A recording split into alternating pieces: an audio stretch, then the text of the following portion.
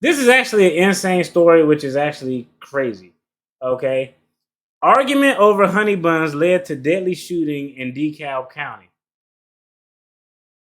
This brother right here is wild as hell.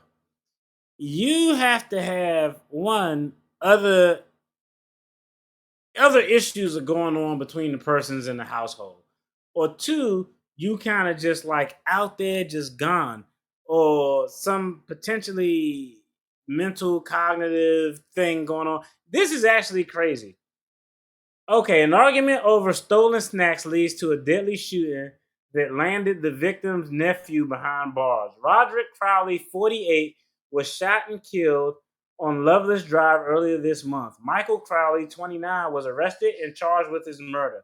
According to a police report, the suspect's father said the incident started when Michael Crowley confronted his uncle about eating his honey buns. Okay, it makes sense now, just a little bit. It was more than one honey bun. I didn't know it was plural.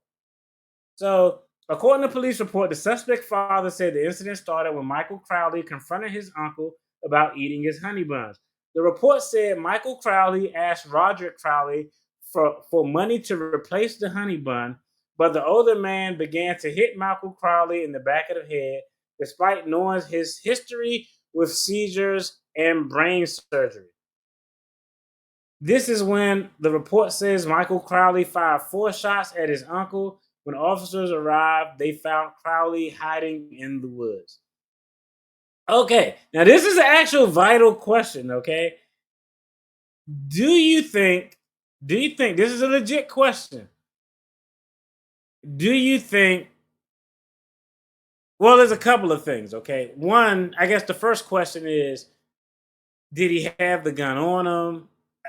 The first question I want to know is, did he have the firearm on him?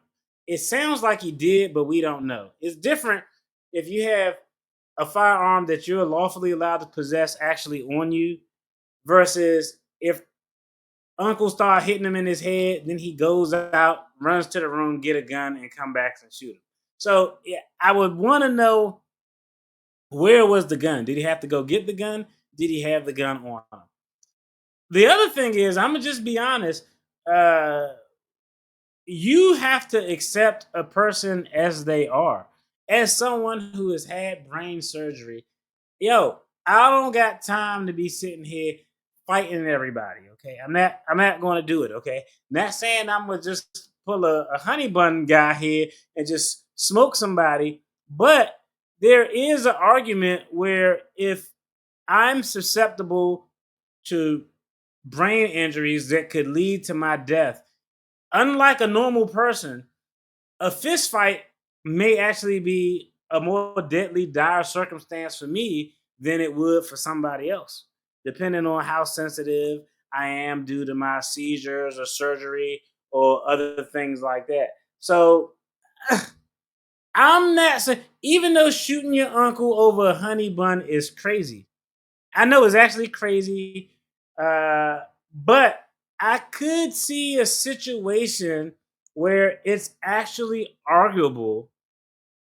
that this shooting was in fact self-defense, because him with his brain injuries make him more susceptible to having a fatality or severe bodily injury as a result to a blow to the head. I think it was important that the article said the uncle started punching him in his head, and due to his sensitive history with uh, seizure and brain surgery, and the uncle, this is the other thing, I'm going to read it. The report says Michael Crowley asked Roger Crowley for money to replace the honey bun, but the older man began to hit Michael Crowley in the back of the head.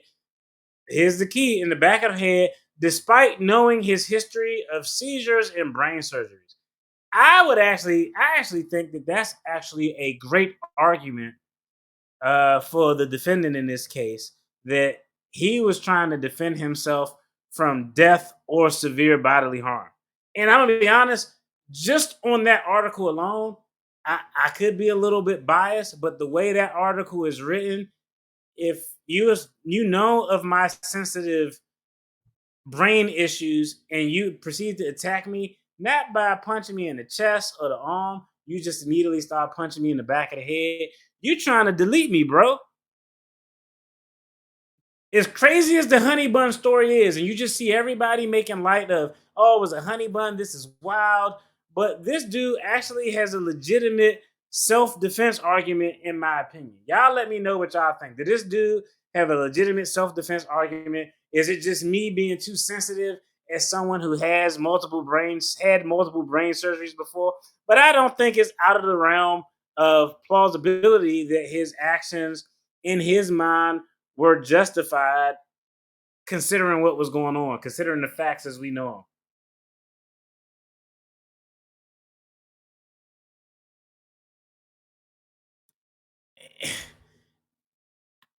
I would say yes and no. Okay. Now, we know some jurisdictions, that's a good point, Paul. Let's talk about this real quick.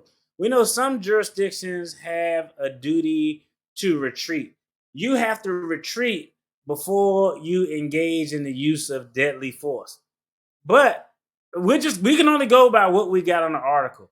The guy asked him for money. He didn't initiate it. The uncle is the one who initiated. I always say this with the duty to retreat. The duty to retreat is BS because when do I have to start retreating? When he start punching me in the head? Once he starts punching me in the head, there's a duty to retreat. But the duty to retreat, in my opinion, and you all let me know, but the duty to retreat from cases I've seen occurs prior to the contact occurring. Occurring.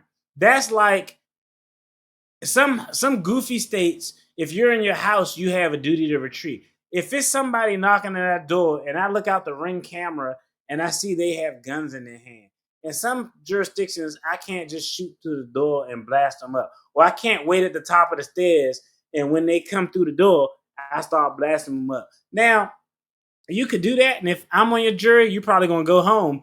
But some goofy states like, oh, you had a duty to leave. It took them 4 minutes to get to the door, so you could have ran out the back or barricaded yourself upstairs. When does the duty to retreat? Like, no, I don't know. Like, it took them 4 minutes to barricade the door, but you don't know that because it only took. What if they hit the door the second time and went through? So I don't. I don't think that he had a duty to retreat because how the report is written is he asked him a question, confronted him, and the guy initiated the attack. Once the attack is underway, there is no duty to retreat. There's only a duty to prevent severe bodily harm or death. Because of his sensitive brain issues, I think that's a great argument. Yo, shout out to him. I didn't see a lot of people talking about it, but I think that dude has a great argument. I don't know. Self defense, yes. But then again, I don't know. I'm going to give him the benefit of the doubt, but I'm a little biased. If I was on that jury, I'm like, hey, brain brother, I got you. You going home today. But I thought that story was interesting because everybody was focused on the honey bun. And I might carve this out as a short video. Everybody was focused on the honey bun, but not focused on the nuances of his argument. This guy actually got a good chance to go home and dodge and avoid all of this, in my personal opinion. All shootings aren't created equal.